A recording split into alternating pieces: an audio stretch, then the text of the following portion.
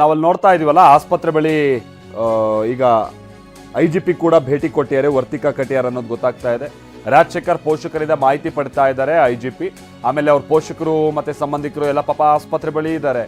ಮನೆ ಮಗ ಹಿಂಗೆ ಆಗ್ಬಿಟ್ನಲ್ಲ ಅಂತ ಹೇಳ್ಕೊಂಡು ಕಣ್ಣೀರು ಹಾಕೊಂಡಿದ್ದಾರೆ. ಇಲ್ಲಿ IGP ವರ್ತಿಕಾ ಕಟಿಯಾರ್ ಕೂಡ ಭೇಟಿ ಕೊಟ್ಟಿರುವಂತಹ ಸಂದರ್ಭ. ಸನ್ನಿವೇಶ ಎಷ್ಟು ಸೂಕ್ಷ್ಮವಾಗಿದೆ ಅನ್ನುವಂಥದ್ದಕ್ಕೆ ಸ್ವತಃ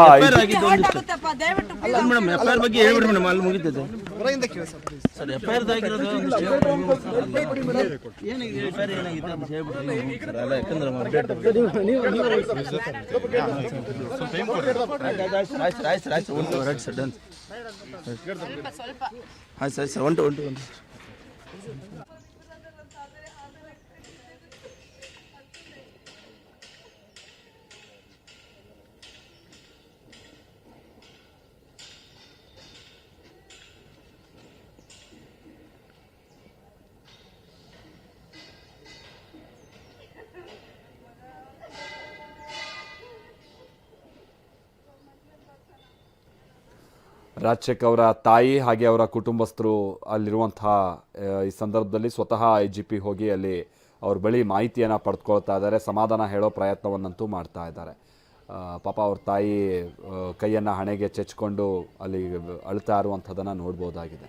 ನಾನು ಆಗ್ತಾನೆ ಹೇಳಿದಾಗೆ 30-35 ವರ್ಷದ ಪ್ರಾಯದ ಹುಡುಗರು ಅಂತ ಅಂದರೆ ಮನೆಗೆ ಆಸರೆ ಆಗಿರುವಂಥ ಹುಡುಗರಾಗಿರ್ತಾರೆ. ಸೊ ಅಂಥ ಮಕ್ಕಳು ಈ ರೀತಿಯಾಗಿ ಯಾರ್ದೋ ಗಲಾಟೆ ಯಾರ್ದೋ ಪ್ರತಿಷ್ಠೆಗೆ ಹೋಗ್ಬಿಟ್ಟು ಹಿಂಗೆ ಗುಂಡೇಟಿಗೆ ಬಲಿಯಾಗ್ತಾರೆ ಅಂತ ಅಂದರೆ ನಾವು ಆಗ್ತಾನೆ ಹೇಳ್ತಾ ಇದ್ದ ಹಾಗೆ ಹೌದು, ಮಂದಿಗೆ ಇಲ್ಲಿ ಅವರು ಪಕ್ಷ ತಾನೊಬ್ಬ ಕಾರ್ಯಕರ್ತ ತಮ್ಮ ಲೀಡ್ರು ಅನ್ನುವಂಥದ್ದು ಒಂದು ಅಭಿಮಾನ ಇರಬೇಕು. ಬಟ್ ಆ ಅಭಿಮಾನ ಈ ರೀತಿಯಾಗಿ ರಸ್ತೆ ಮೇಲೆಲ್ಲ ತೋರ್ಸೋಕೆ ಹೋದಂಥ ಸಂದರ್ಭದಲ್ಲಿ ಏನೇನು ಅನಾಹುತಗಳಾಗುತ್ತೆ ಅನ್ನುವಂಥದ್ದಕ್ಕೆ ಇದು ಕೂಡ ಒಂದು ಸಾಕ್ಷಿ. ಇನ್ನು ಮುಂದಿನ ಬದಲಾದಂಥ ರಾಜಕೀಯ ಸನ್ನಿವೇಶದಲ್ಲಿ ಇವರಿಬ್ಬರು ನಾಯಕರುಗಳು ಒಂದಾಗ್ಬೋದು, ಯಾರಿಗೆ ಗೊತ್ತು. ಆ ಥರದ್ದು ಎಷ್ಟು ಉದಾಹರಣೆ ನೋಡಿದ್ದೀವಿ. ಈ ಥರ ಹೊಡ್ಕೊಂಡು ಸತ್ತಂಥವ್ರಿಗೆ ಏನು ನ್ಯಾಯ ಆವಾಗ? ಬಳ್ಳಾರಿ ವಿಮ್ಸ್ ಬಳಿ ರಾಜಶೇಖರ್ ಅವ್ರ ತಾಯಿ ಗೋಳಾಡ್ತಾ ಇದ್ದಾರೆ, ನೀವು ಅದನ್ನು ನೋಡ್ತಾ ಇದ್ರಿ. ಮಗನಿಗೆ ಅಪಘಾತ ಆಗಿದೆ ಅಂತ ನನ್ನನ್ನು ಕರ್ಕೊಂಬಂದರು. ನಮ್ಗೆ ಹೇಳಿರಲಿಲ್ಲ ಈ ಥರದ್ದೆಲ್ಲ ಫೈರಿಂಗ್ ಆಗಿದ್ದು, ಏನೋ ಅಪಘಾತ ಆಗಿದೆ ಅಂತ ಹೇಳಿದ್ರು. ಇಲ್ಲಿ ನೋಡಿದ್ರೆ ಮಗ ಶವ ಆಗಿಬಿಟ್ಟಿದ್ದಾನೆ. ಒಂದು ಅಂಗಡಿ ಇದೆ, ಅಂಗಡಿ ಹಿಡ್ಕೊಂಡು ನಾವು ಬದುಕು ಸಾಗಿಸ್ತಾ ಇದ್ವಿ. ಮಗ ಭರತ್ ರೆಡ್ಡಿ ಹಿಂದೆನೇ ಓಡಾಡ್ತಾ ಇದ್ದ. ನನ್ನ ಪತಿ BJP ಕಾರ್ಯಕರ್ತರಾಗಿ ನೋಡಿ ಎಲ್ಲೂ ಗೊಂದಲನೆ. ಇವ್ರ ಮನೇಲಿ ಒಂದು ಕುಟುಂಬ 2-3 ಪಕ್ಷ ಆಗಿದೆ.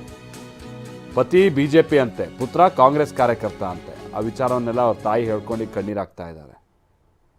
ಕುಡೋದು ಮಾಡ್ತಾನೆ. ಇಬ್ಬರು ಹುಡುಗರು ಕಿರಾಣಿ ಅಂಗಡಿ, ಸಣ್ಣದು ಜಬ್ಬೆ ಅಂಗಡಿ ಇಟ್ಟಿವಿ ನಾವು. ಅಲ್ಲಿ ಬಂದಿದ್ದ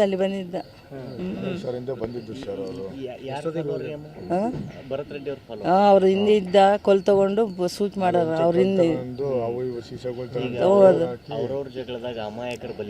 ಅಮಾಯಕರು ಏನು ಮಾಡ್ಬೇಕು ಸರ್? ನಾವು ಏನು ಮಾಡ್ಬೇಕು?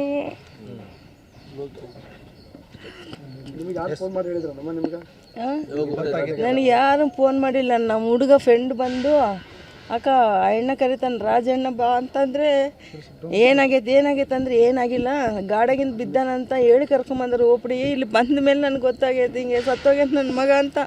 ಅಂಗಡಿ ಸಾರು ತರೋದು, ಅಂಗಡಿ ಕೂಡೋದು ಮಾಡ್ತಾರೆ.